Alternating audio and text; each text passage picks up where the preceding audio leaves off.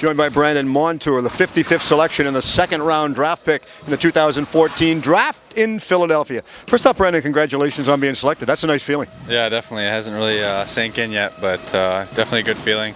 Before we get to the draft, let's go back to your childhood. Who started you playing sports? Because you're pretty talented when it comes to playing a variety of sports.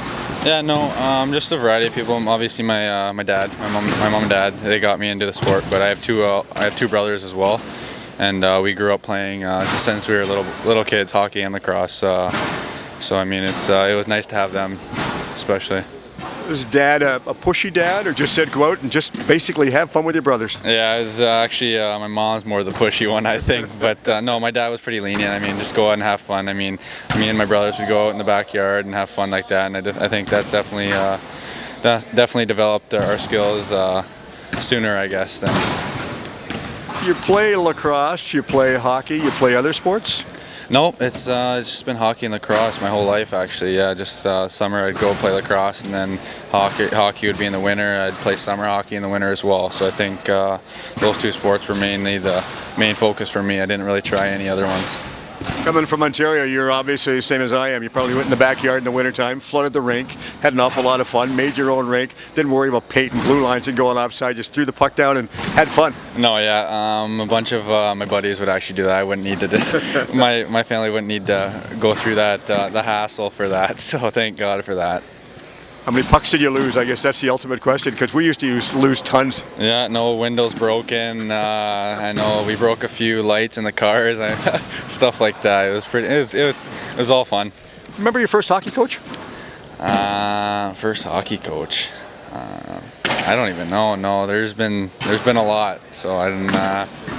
Is there one moment in your minor hockey career before we get to the NHL version as to one that stands out with winning championships more than others? I think the biggest thing was just going to the rink with new guys every year. I played on a lot of different minor hockey teams, stuff like that, for moving and stuff like that. But just meeting new people, summer hockey like that, you get to meet a lot of good people around the years, and I think that was probably the biggest thing, is creating good friends that you could keep forever. So I think that's probably the biggest thing. Come from Brantford, or just outside of Brantford, that has a lot of hockey history in that area. Yeah, definitely. Brantford minor hockey, and just a lot of people that come out of Brantford area. I think there's a lot of people that have moved on. So I think it's a great for the city, great for the people around there. So. How'd you end up getting to Waterloo? Kind of a weird story, actually. I played in Brantford Junior B for 2 years, and then they moved to Caledonia. So I played 3 years at the same organization, and then I was looking for a place to play, and we have a Waterloo close to home, so it was kind of funny how it happened. It's a funny story. The coach, PK, called me and said about their city and stuff like that, and I was like, why are you guys calling me? Like, because there's a Waterloo close to home. And I mean, we were laughing about it because I just thought it was like, I was kind of confused about that. But then I went out too. They had camp in Chicago, and I went out there, and ever since then loved it. Just sort of one thing hit and it just took off. Exactly. You play hockey, you play lacrosse. Did you play a lot of minor lacrosse? Because when you look back in the history books, Wayne Gretzky played a lot of minor lacrosse in Brantford as well. Yeah, definitely. You got a lot of those guys. Like I know Gretzky, like you said, Shanahan. The Shanahans did, Nieuwendijks, guys like that. I know Tavares did. But no, I grew up in Windsor area. I played my minor hockey or lacrosse there in Windsor, and then I want to say, maybe my minor midget or my first midget season, I moved down to the Six Nations area and played with these guys since then. So. At what point did you realize you were going to get selected in the NHL? Was you got an agent that says, look, we think you're on the radar?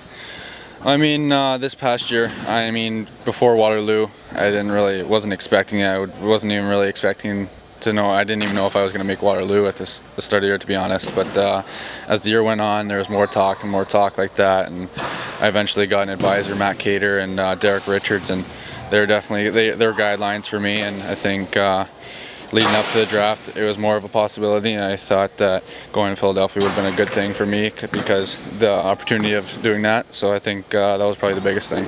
And you attended the draft, and then you drove back to, was it the Boston area?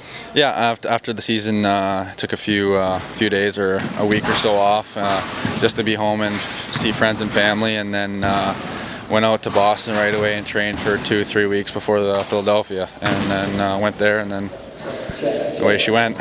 What do you think after the first day when you weren't selected? Was there any area at times where you were just disillusioned and going, oh, is this ever going to happen? No, the first day was just a great experience. I remember just from the years past, me and my friends would watch the draft at home on TV. So it was just all in all great experience. First round. I mean, it took a while. It was definitely a long wait, but it was definitely a great experience watching that. And then as the second day came along, it was even more special. Made it out to the Minto Cup Championship in Western Canada. Is this your first trip to BC? This will be my second trip. I went out a cup when we were younger. We had a lacrosse tournament out here, but yeah, this is in this area. This is the first. Yeah. Enjoying your time? No, definitely. It's been a great time. BC is a beautiful place. So. Now, you also, I was told the other day that the team went up to the Squamish Nations for lunch on Monday. Tell us about that. It was good. I know my van kind of got lost, so we were a little late, but no, it was definitely a good experience. Had lunch there, met a bunch of the people there. It was great to have the support, not only at home, but even in BC. It's pretty special. Is it great having the First Nations community just behind you guys so much? Yeah, it's definitely a big motivation for us. I know back home it's definitely a huge booster for us. We get great fan support. I mean, we're a close community, so I think that's drives the guys while we're playing.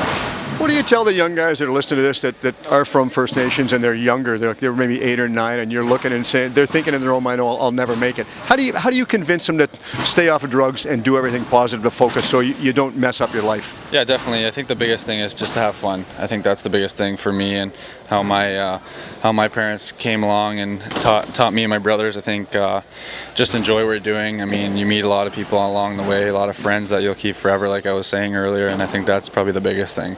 I mean, those people really support you, and like I said, that we have a great community back there. I know a lot of the nations and reserves are like that as well, and I think that's probably the biggest thing. A couple of questions just off the record besides hockey, just throw them right at you real quick. Favorite food?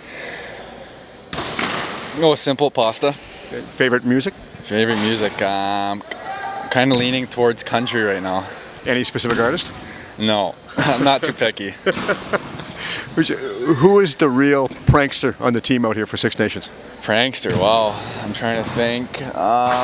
Besides myself, maybe Wallaceburg boys. Wallaceburg boys. It's kind of funny. We all grew up playing against each other because I was from Windsor. So Zone 7 we played. So I played against Joel and Jordan, which is all my life. So it's pretty funny how we all ended up on the same team. Well, Windsor's a good community to come from as well. So I want to wish you all the best. Congratulations on being selected by the Anaheim Ducks, and nothing but success down the road. And our special thanks for doing this. Thank you very much. Thanks for having me.